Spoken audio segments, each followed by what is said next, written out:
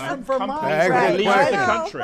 On a political Nobody's probability perfect. scale from 0 to 100, 0 meaning no likelihood whatsoever, and 100 meaning metaphysical certitude, what's the likelihood that Bernie Sanders will be the Democratic nominee?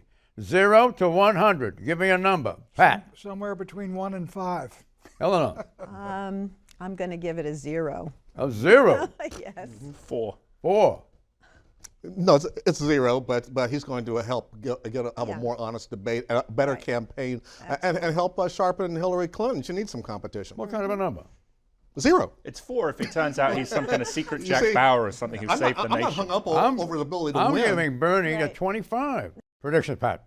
The Turks are aiding the radical leftists in Syria, directly aiding them. The Israelis are bombing them occasionally, the pro-Syrian forces, pro-government forces. Saudis are attacking in Yemen. I think there's a real danger, one, that Assad's regime could be in very grave trouble. And if that goes down, I think it would be a disaster, considering who. And I also think there's a greater chance of expansion of this whole Sunni-Shia conflict, and it's really metastasizing. That's an ugly Well, prospect. I think it's realistic. Right, right. Yep. Well, I'm going to go with a happier prediction. David Cameron won big in the UK with the Conservative Party. He has another 5 years. I think he won because he listened to the voters, and the voters were demanding a referendum on whether they stay or get out of the European Union. And Cameron does not want that to happen, so now he's going to have to embark on his next campaign, which is to convince the UK to stay in the EU. Tom Rogan, be quick. Yeah, in the coming days, David Cameron is going to make major concessions to the Scottish Nationalist Party in order to try and keep them in the European Union. I also want to say Happy Mother's Day to my mother.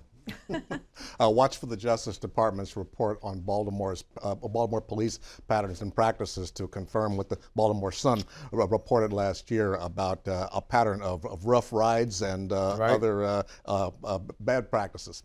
I predict the prospect of a Senate vote on nuclear agreement with Iran will force President Obama to insist on concessions the Iranians have long been resisting. And the result will be a prolongation of the talks with a new deadline in December of this year. You got all that, Pat? You can use it in your column. Happy Mother's Day weekend. Bye-bye.